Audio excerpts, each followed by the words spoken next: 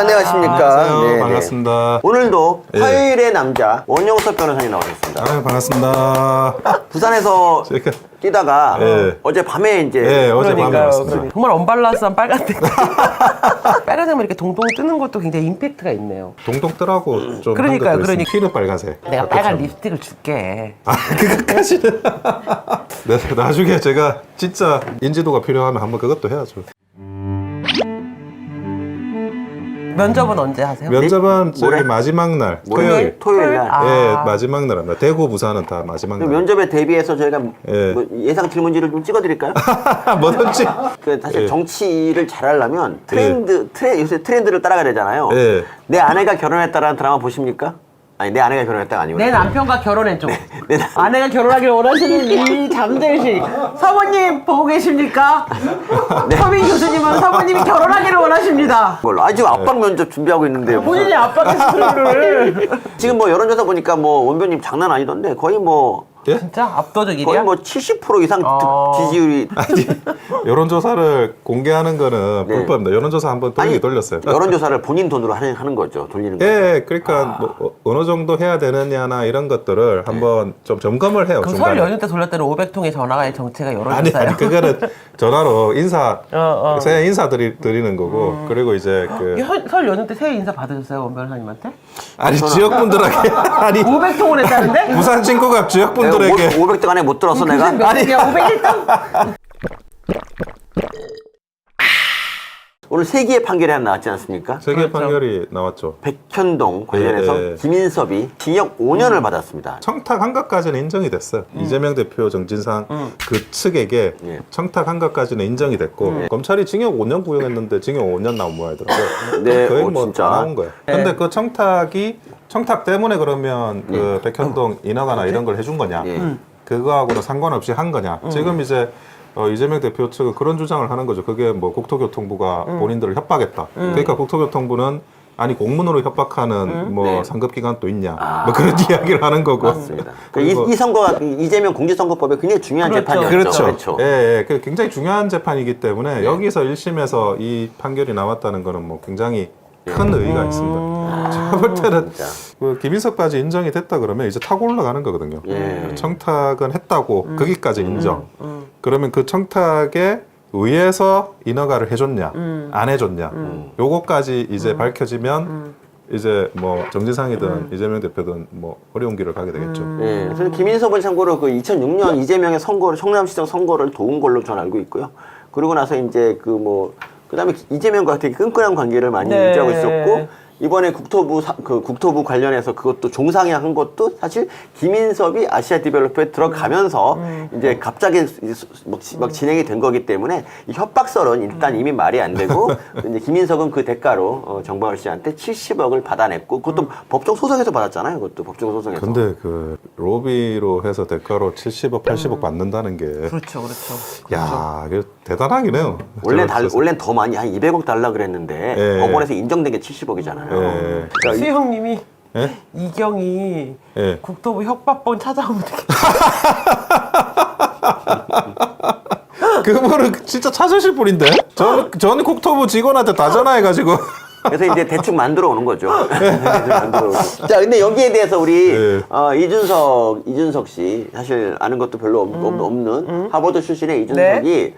백현동, 성남 FC, 대장동. 나는 솔직히 이거는 지자체장들이 하는 일반적으로 하는 행정 행위의 범위에서 얼마나 벗어났는지 잘 모르겠다.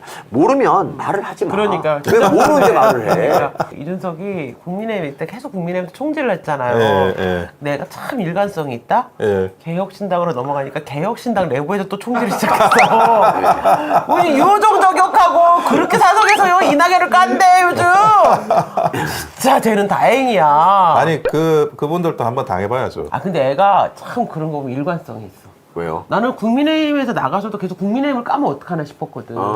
근데 개혁신당에 가니까 개혁신당을 까니까 얘가 어디든지 가는 내부 총질만 하는구나. 얘는 항상 눈앞에 적만 싸워. 그러니까요. 북한에 보내면 예. 통일이 될 수도 있고 우리가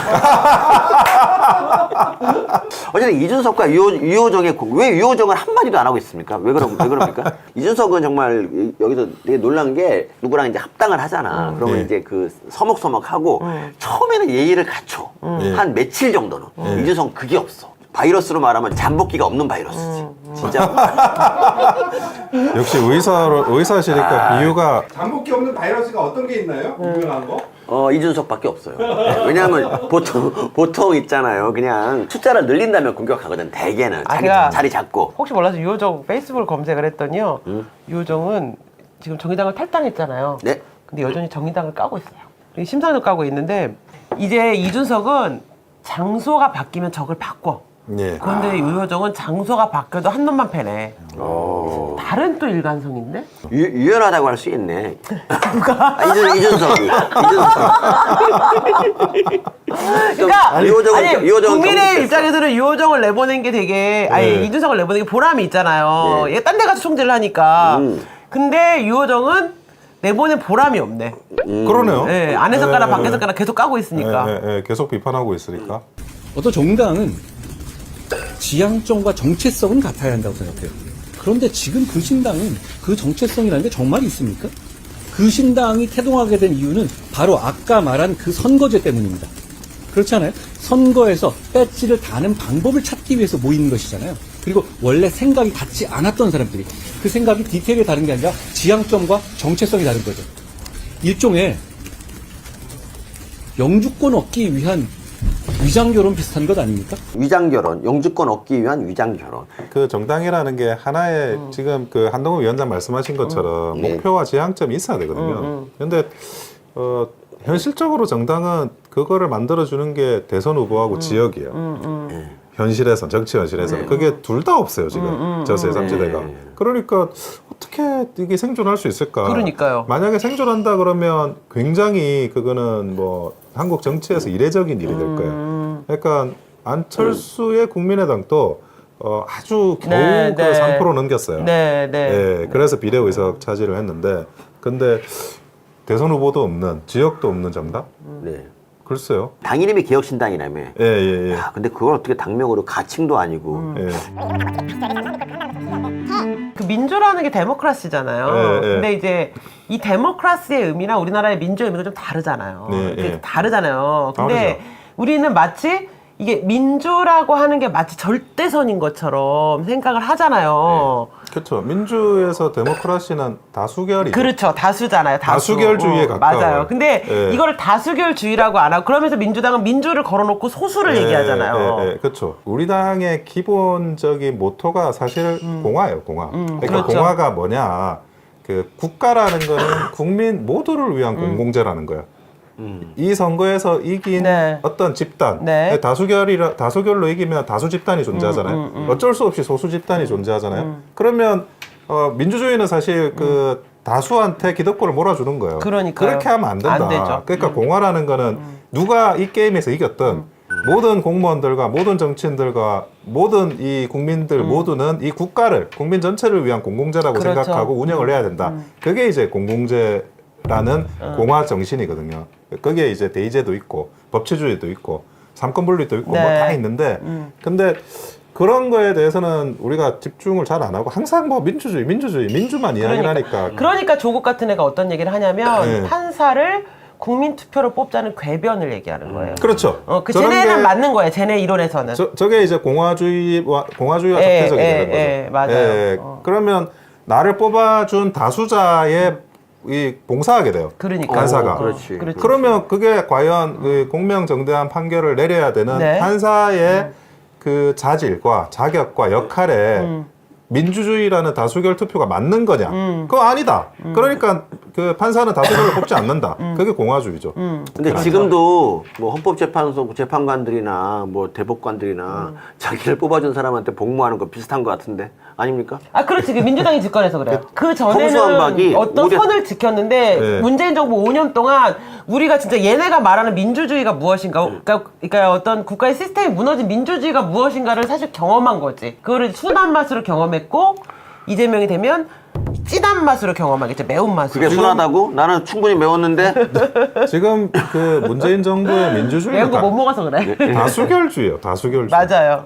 다수가 힘을 가지고 소수를 억압해도 된다라는 다수결주. 근데 걔네들이 이번 총선 개 박살 나잖아. 그래서 이제 소수당으로 찌그러지잖아. 그때부터 이제 소수의 권리를 겁나 주잖아. 그렇죠. 그러니까요. 공화주의로 그러니까요. 공화당으로 바꾸자고 할 거예요. 아니 너무 근데 민주당이라고 걸어놓고 맨날 소수자 얘기만 해. 그래서 그 문재인 정부 5년 동안에 국가의 어떤 가장 심한 게 뭐냐면 네. 세금을 내고 건강하게 성공한 다수가 네. 느낀 박탈감이에요. 네. 그러니까 이 나라에서는 열심히 일해서 세금 내고 잘 사는 사람만 손해보는 나라구나. 그 사람이 다 악마화 돼버린 게 사실은 그렇죠. 그런 거잖아요. 근데 돌아가면서 악마화가 되는 거예요. 그러니까요. 뭐 어떨 때는 원자력 하는 사람 악마화 되고, 그렇죠. 어쩔 때는 뭐 건물주, 의사들 뭐 악마화 집 가진 되고, 사람, 어쩔 집 가진 때는 뭐 사람. 건물주 악마화 되고 서로 한 번씩 악마가 돼가지고 다 나가고 있는 거예요 지금. 과연 이게 우리가 만들어 놓은 이런 그 근대 국가라는 체제가 뿌리채부터 그렇죠. 흔들렸다 나는 그런 생각이 드는 거예요. 그 과거의 문재인 정부 시절에서.